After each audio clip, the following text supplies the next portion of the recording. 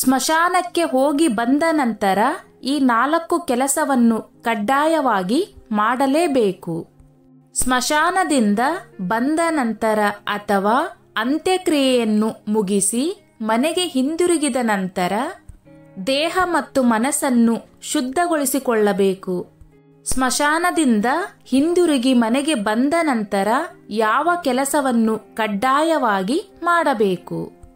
ಒಂದಲ್ಲ ಒಂದು ಕಾರಣದಿಂದಾಗಿ ಹೆಚ್ಚಿನವರು ಅಂತ್ಯಕ್ರಿಯೆ ನಡೆಯುವ ಸ್ಥಳಗಳಿಗೆ ಭೇಟಿ ನೀಡುತ್ತಾರೆ. ಮರಣ ಹೊಂದಿದ ನಂತರ ಪ್ರತಿಯೊಬ್ಬರು ಈ ಸ್ಥಳಕ್ಕೆ ಇಷ್ಟವಿಲ್ಲದಿದ್ದರೂ ಹೋಗಲೇಬೇಕು.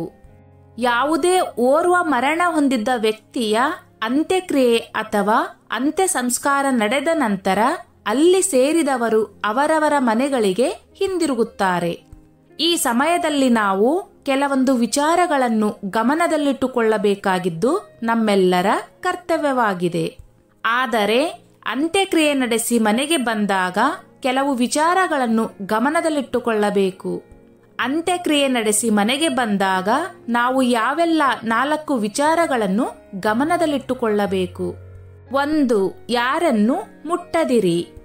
ಸ್ಮಶಾನದಲ್ಲಿ ಅಂತ್ಯಕ್ರಿಯೆಯನ್ನು ಮುಗಿಸಿ ಹಿಂದಿರುಗುವಾಗ ಇತರರೊಂದಿಗೆ ಯಾವುದೇ ಸಂಪರ್ಕವನ್ನು ಇಟ್ಟುಕೊಳ್ಳದಿರಿ.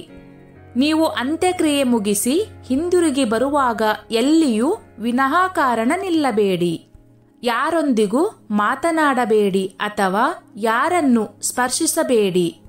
ಇದನ್ನು ಗಮನದಲ್ಲಿಟ್ಟುಕೊಂಡು ನೀವು ಅಂತ್ಯಕ್ರಿಯೆ ಮುಗಿಸಿದ ನಂತರ ನೇರವಾಗಿ ಮನೆಗೆ ಹಿಂದಿರುಗಿ. ಯಾವುದೇ ವ್ಯಕ್ತಿಯ ಸಂಪರ್ಕವನ್ನು ನೀವು ಪಡೆದುಕೊಳ್ಳಬಾರದು. 2. ಇದನ್ನು ತೆಗೆದುಹಾಕಿ. ಸ್ಮಶಾನದಲ್ಲಿ ಅಂತ್ಯಕ್ರಿಯೆಯನ್ನು ಮುಗಿಸಿ ಮನೆಗೆ ಹಿಂದಿರುಗಿದ ಬಳಿಕ ನಿಮ್ಮ ಕೈಯಲ್ಲಿ ಅಥವಾ ದೇಹದ ಯಾವುದೇ ಭಾಗದಲ್ಲಿ ಪೂಜೆ ಮಾಡಿ ಕಟ್ಟಿದ ದಾರವಿದ್ದರೆ ಅಥವಾ ಪವಿತ್ರ ದಾರವಿದ್ದರೆ ಅಥವಾ ಮೌಲಿ ದಾರವಿದ್ದರೆ ತಪ್ಪದೆ ಅದನ್ನು ನಿಮ್ಮ ದೇಹದಿಂದ ತೆಗೆದುಹಾಕಿ. ನಂತರ ಕೊಳದಲ್ಲಿ, ಪವಿತ್ರ ನೀರಿನಲ್ಲಿ ಅಥವಾ ಬಾವಿಯಲ್ಲಿ ಹಾಕಿ. ಅಂತ್ಯಕ್ರಿಯೆ ನಡೆಯುವ ಸ್ಥಳಕ್ಕೆ ಇಂತಹ ಪವಿತ್ರ ದಾರವನ್ನು ಕಟ್ಟಿಕೊಂಡು ಹೋಗುವುದರಿಂದ ಅದರ ಪ್ರಭಾವ ಕಡಿಮೆಯಾಗುತ್ತದೆ ಹಾಗೂ ಅದು ಅಪವಿತ್ರಗೊಳ್ಳುತ್ತದೆ. 3. ಸ್ನಾನ ಕಡ್ಡಾಯವಾಗಿರಬೇಕು. ಅಂತ್ಯಕ್ರಿಯೆಯನ್ನು ಮುಗಿಸಿ ಮನೆಗೆ ಬಂದ ನಂತರ ಕಡ್ಡಾಯವಾಗಿ ಸ್ನಾನ ಮಾಡಬೇಕು ಎಂಬುದನ್ನು ಗಮನದಲ್ಲಿಟ್ಟುಕೊಳ್ಳಿ. ನದಿಯಲ್ಲಿ ಸ್ನಾನ ಮಾಡಬೇಕೆನ್ನುವ ನಂಬಿಕೆಯಿದೆ. ಆದರೆ ಪ್ರತಿಯೊಬ್ಬರಿಗೂ ನದಿಯಲ್ಲಿ ಸ್ನಾನ ಮಾಡಲು ಸಾಧ್ಯವಾಗುವುದಿಲ್ಲ. ಹಾಗಾಗಿ ಮನೆಯಲ್ಲೇ ಸ್ನಾನ ಮಾಡಬಹುದು. ಆದರೆ ಸ್ನಾನ ಮಾಡುವುದನ್ನು ತಪ್ಪಿಸಬಾರದು.